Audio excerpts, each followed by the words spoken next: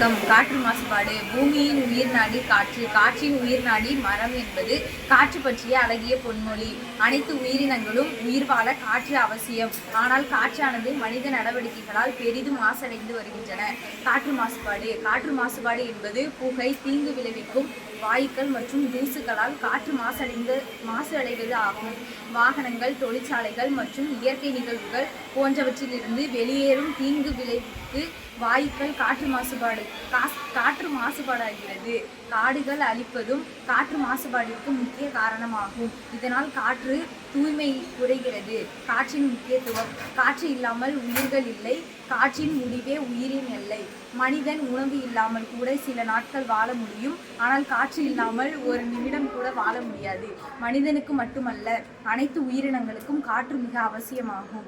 காற்றை பாதுகாக்க வலியுறுத்தி ஜூன் 15 உலக காற்று தினம் கடைபிடிக்கப்படுகிறது.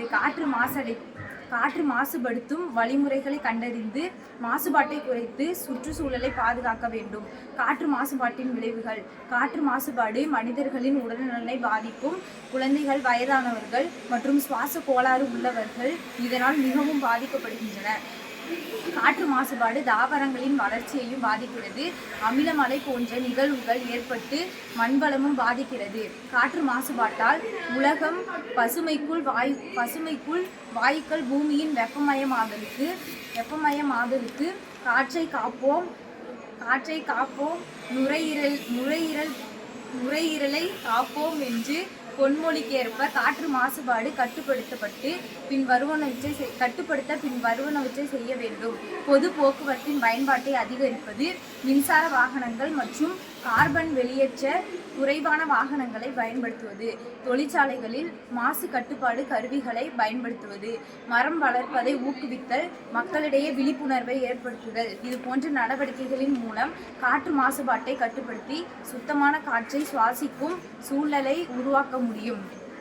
பல்வகைப்பட்ட வாயுக்கள் நிறைந்த ஓர் கலப்பினையே காற்று என்கிறோம்.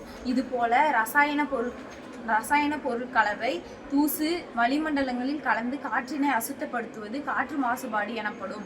அனல் மின்சார நிலையங்களில் உற்பத்தியானால் காற்று பெருமளவில் மாசடைகின்றன. வெப்பம் ஏற்றல் நடவடிக்கைகளுக்கு நிலக்கரி மற்றும் எண்ணெய் வகைகள் பயன்படுத்தப்படுகின்றன. இதன் மூலம் அதிக அளவிலான கார்பன் வெளியேற்றப்பட்டு அவை காற்றுடன் கலக்கின்றன.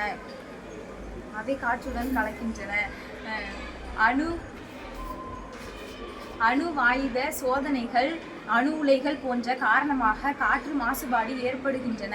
தொழிற்சாலைகளில் இருந்து வெளியேறப்படும் ரசாயனம் மற்றும் நச்சுப்புகை சாம்பல்கள் என பெருமளவில் வளிமண்டலத்தில் கலக்கப்படுகின்றன. இது காற்று மாசடைதலுக்கு முக்கியமாகும். மோட்டார் வாகனங்களில் பயன்படுத்தப்படும் எரிபொருட்களான பெட்ரோல், டீசல் என்பன அதிகளவில் தகனமடைந்து கார்பன் கலந்த வாயுக்களாகவும் புகை மண்டலத்தில் வெளியேறுகின்றன. இவ்வாறு வெளிவரும் கார்பன் டை ஆக்சைடு என்பவற்றால் பெரிதும் வளிமண்டலம் மாசடைகின்றது. டயர் போன்ற ரப்பர் பொருட்கள், பாரம்பரிய குப்பை மேடுகள் மற்றும் கூலங்கள் குறிப்பிடத்தக்கது. நன்றி.